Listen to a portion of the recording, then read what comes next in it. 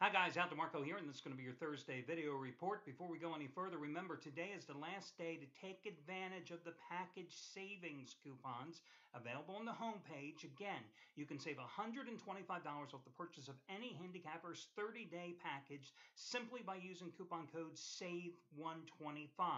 And if you already happen to be involved with a handicapper with a long-term package, you want to extend it out 30 days, not only do you get to take advantage of the savings with that coupon, but if you have any instant rebates, they are applicable as well. Or you can save $50 off the purchase of any handicapper's 7-day package simply by using coupon code SAVE50. Details are over on the homepage. And of course, you can always contact customer service should you have any questions. Now, those coupons have been made available because I won the Charity Play of the Week on Monday night, with the Detroit Tigers getting the win over the Yankees 2-1. And that was the 7th time in 9 weeks that the Charity Play of the Week cashed in. If you have not yet made your donation, please do so. You can scroll down underneath my video report on the homepage and you will find the details about a 9-year-old girl who is at home in hospice care. Her family accumulating funds to pay off future funeral expenses, as she doesn't have much longer. She's put up a valiant battle against cancer over the past 3.5 years. You can read all about her and simply scroll down underneath the homepage, and please make your donation now. Brian Rosica, 100 dime max wager winner number 12 out of 15 is the big play tonight. It's Cleveland and Boston. It matches his 100 dime winner that he had on Golden State in the first half of game number 1 against Memphis over the weekend. And of course, he had 100 dime dance winners on Duke over Michigan State and Wisconsin over North Carolina. You get it for half price simply by using coupon code HALF, H-A-L-F. By the way, he and Craig Davis winning the last 3 nights in the NBA, seeking winning day number 7 out of 8. They are on the same side of this particular game as well. How about Steve Boudin's New York crew? His number 1 New York crew, 50 dime playoff winner, number 9 out of 10 going today. New Orleans and Golden State. You can save $75 by using coupon code 91C. They are 3-1 so far in this year's playoffs. They went 5-0 last year in the NBA playoffs. All 50 dime plays. 50 dime winner number 9 out of 10 tonight. New Orleans, Golden State. Hit a 50 dime winner for you last night on Memphis. Chicago on Monday in game 2 against the Bulls. Clippers in game 1 on Sunday against the Spurs. And you got those all at discounted prices. The same thing goes today. Save $75 by using coupon code NYC. And finally, Chris Jordan, yesterday you got his top-rated 1,000-star NBA winner on on the Nets and the Hawks, easily under the total for $7.77. Well, today you can get another top-rated NBA 1,000-star release, only his 4th of the season, number 11 out of 16 overall. It's on the Chicago-Milwaukee side. You save $70.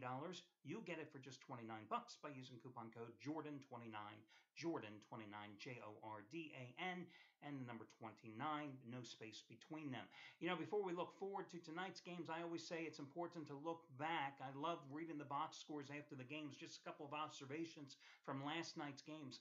How do the Brooklyn Nets only put the ball in Brook Lopez's hands for 15 shots last night? Now, he had 20.7 rebounds and 3 blocks. This guy has carried you into the postseason with a late season surge. Final 6 weeks of the season, definitely one of the top 5 players in the NBA in terms of offensive productivity. But you only get him 15 shots. Instead, your point guard, Deron Williams, who of course missed that key open shot going in the final minute of play that could have knotted it up, 1 for 7 last night. Williams, another lousy game from him. I'll tell you what, if it wasn't for the Nets getting 23 points from Jarrett Jack and 13 from Allen Anderson off the bench, they weren't even in that game last night. But it just goes to show you something I brought up at the outset of the playoffs. You know, I always worry about teams that like to rest their starters down the stretch. Teams that have played so well.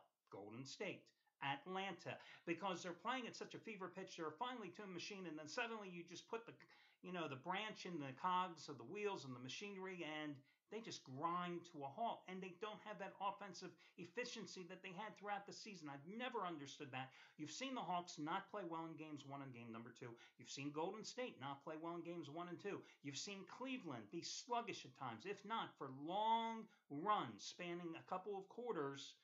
Cavs wanted to put away the Celtics either in games 1 or game 2. So you've seen that repeatedly in the postseason. Just never makes any sense to me. But anyway, Hawks shot just 38.9% last night. They were outscored by 10 points in the paint as well. I take a look at that Memphis game last night. Grizzlies outscoring Trailblazers 44-24 in the paint. Blazers, game 1, 33.7% from the field. Game number 2 last night, 39% shooting from the field. Blazers only got 10 points from their bench, which isn't a big surprise because they have no bench.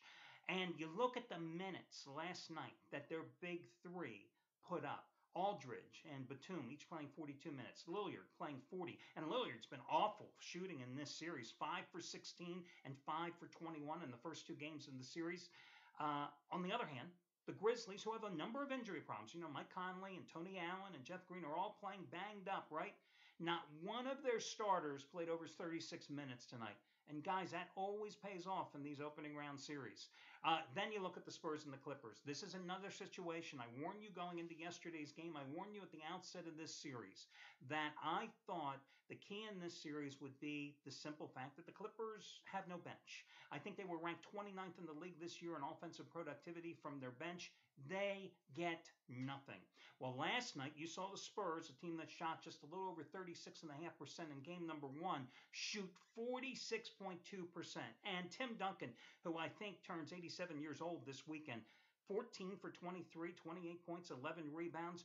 It's amazing the Spurs won that game, considering that Tony Parker, obviously hurt again. Don't we talk about Tony Parker being hurt every single postseason?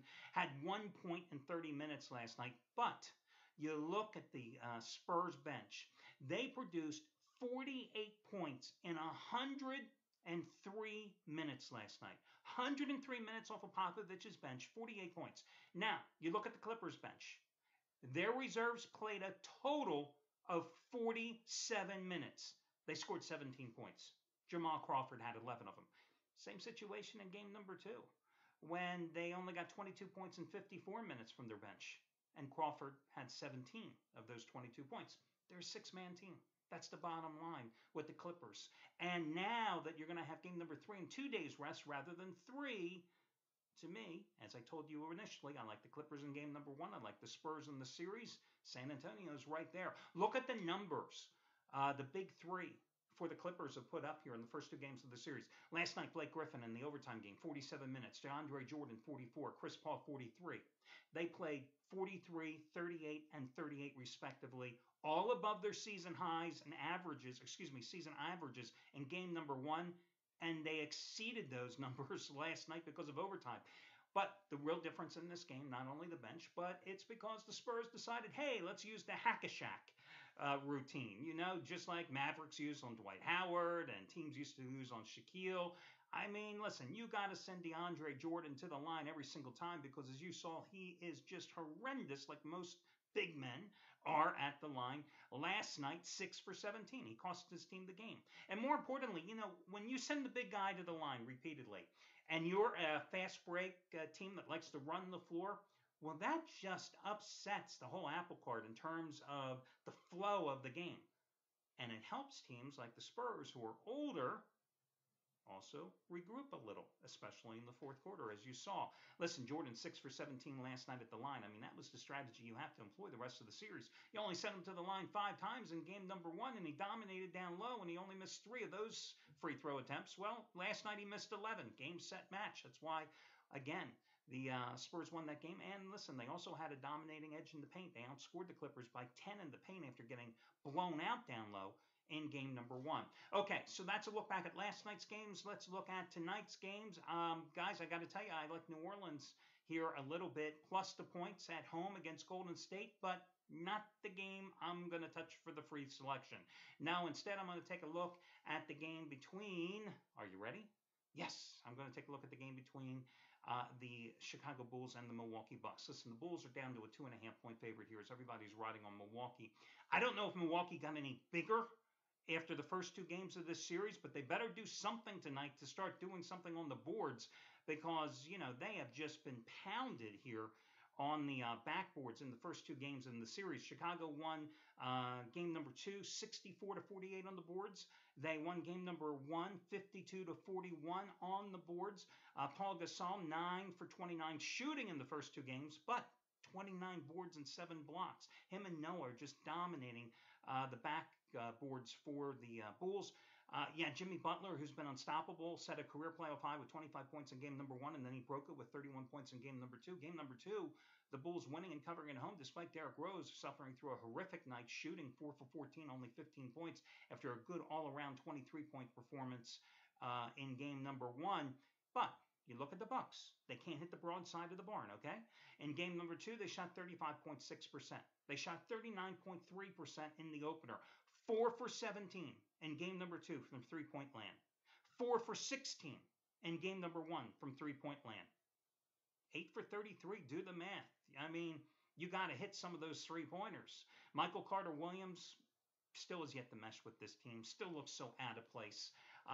Another advantage with the Bulls hitting the rack so hard, they get more free throw opportunities. 27 for the Bulls in game number 2, only 17 for the Bucks.